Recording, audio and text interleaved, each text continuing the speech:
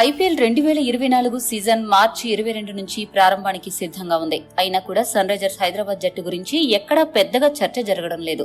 ప్రతి ఏడాది కోచ్లను, కెప్టెన్లను, ఆటగాళ్లను ఎస్ఆర్హెచ్ మేనేజ్మెంట్ మార్చుకుంటూ పోతూ ఉంది. దీంతో ఐపీఎల్ టోర్నమెంట్ లో ఎస్ఆర్హెచ్ పరిస్థితి ఆటలో అరటిపండులాగా తయారైంది. ఇక టీమిండియా మాజీ ఆటగాడు సెహ్వాగ్ ఎస్ఆర్హెచ్ తీసుకున్న ఒక చెత్త నిర్ణయంపై విశ్లేషణ చేస్తూ ఎస్ఆర్హెచ్ యాజమాన్యాన్ని తప్పుపట్టాడు. సెహ్వాగ్ ఏమన్నాడంటే, ఎస్ఆర్హెచ్ జట్టు తీసుకున్న నిర్ణయాలు నన్ను ఆశ్చర్యానికి గురిచేస్తున్నాయి. వార్నర్, విలియమ్సన్, మార్కరం ఇప్పుడు కమిన్స్ ను కెప్టెన్ గా ఎంపిక చేశారు. ఇలా వరుస పెట్టి కెప్టెన్లను ఎందుకు మారుస్తున్నారో అంతుబట్టడం లేదు. సౌత్ ఆఫ్రికా టీ20 లీగ్ లో వరుసగా 2 సీజన్లలో సన్ రైజర్స్ ఈస్టర్న్ కేప్ జట్టును మార్కరం ఛాంపియన్ గా నిలబెట్టాడు. అలాంటి ఆటగాడిని కెప్టెన్సీ నుంచి తప్పించి కమిన్స్ కు కెప్టెన్సీ అప్పగించి ఎస్ఆర్హెచ్ పెద్ద పొరపాటు చేసింది. నిజంగా ఇది షాకింగ్ గా ఉంది.